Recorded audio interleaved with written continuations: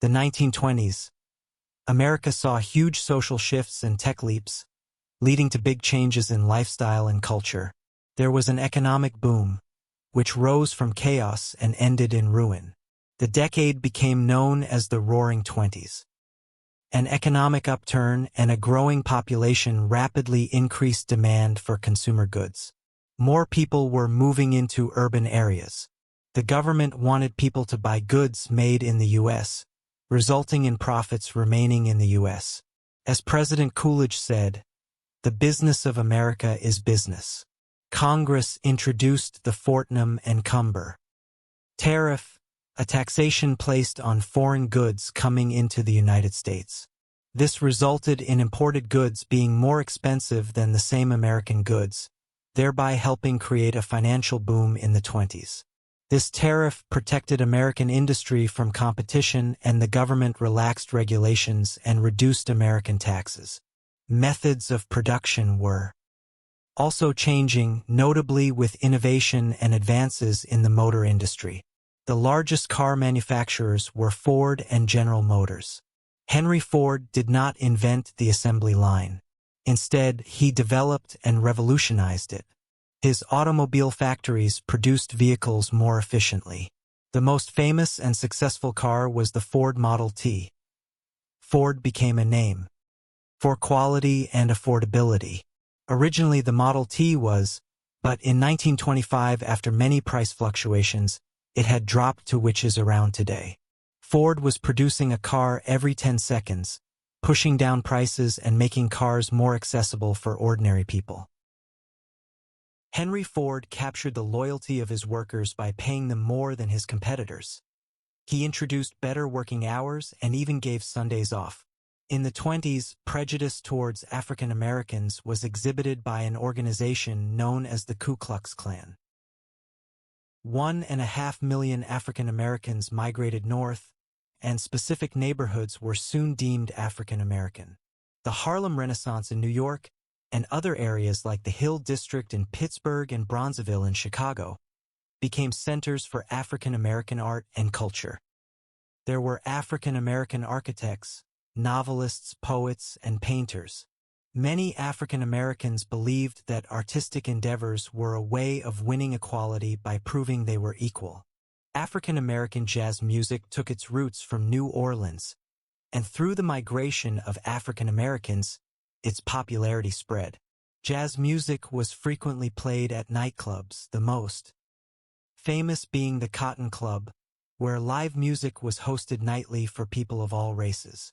There were also significant changes to women's rights. In 1920, the 19th Amendment gave women the right to vote.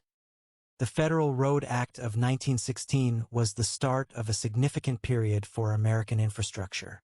Over the following years, construction of roads was seen all across the nation. New industries like aviation, chemicals, and electronics arose, which provided both jobs and consumer products for the emerging American dream. Companies looked at the new technology and produced many devices such as vacuum cleaners, toasters, washing machines, and refrigerators. This enabled the average working American to achieve more time for leisure, and the economy prospered. The use of financial credit became widely accepted. However, the implications of debt were ignored in order to maintain the American standard of living. Prosperity in the 1920s wasn't equally spread. Americans celebrated big business, and Wall Street became a well-known location for trade, selling stocks and shares. However, with the rise in affluence throughout many areas of the economy, there were also extremes of social and economic hardship apparent in many other aspects of American life. It is estimated that 40% of Americans lived in poverty. Farmers had prospered during World War I, when their government had subsidized farm prices for the war effort. But when that ended, farmers' income dropped and farmers declined. However, as the average wage increased, people had more disposable income to spend. Hollywood became a major film industry. Studios like Warner Brothers and Paramount produced numerous films annually. Hollywood was the perfect location. It was mostly dry, with mountain and desert scenery. Until 1927, films and movies were silent, and piano players were hired to provide background music for each scene. Stars like Rudolph Valentino and Charlie Chaplin became very popular in the film industry. The first film of sound, The Jazz Singer, was presented as a talkie, the name given to the first films with sound, which soon became the standard.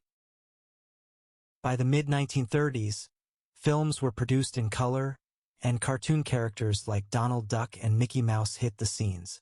New dance styles also emerged. The Charleston and the tango became very popular with young Americans. Many young women became flappers.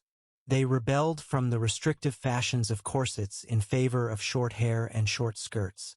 These women were seen to smoke, drink, wear makeup, play tennis, and socially they danced wildly at jazz clubs. Many Americans watched American football, baseball, basketball, boxing, and other sports and were spurred on by the popularity of the radio. Sport was becoming a recreational activity. By 1920, most households owned a radio, giving the population greater access to sports, music, and obviously information from news programs. Radios made information more accessible, and advertisers were keen to promote their products through these means. In the 1920s, Prohibition was fully enacted. It was ratified by the 18th Amendment and officially began in 1920, making the production and sale of alcohol illegal. Prohibition was very difficult to enforce. There were very few prohibition agents who were often easily bribed to ignore the offenses. Bootleggers manufactured and exported alcohol, making homemade moonshine, and smuggled them into cities. With the enactment of Prohibition, speakeasies began to pop up.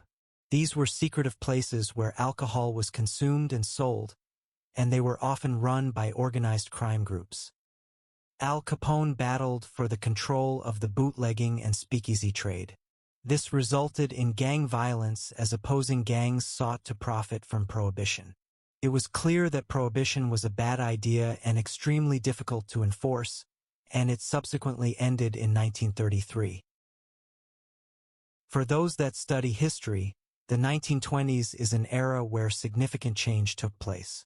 All this makes us wonder, what will this decade, the 2010s, be remembered for, and how will future decades remember us?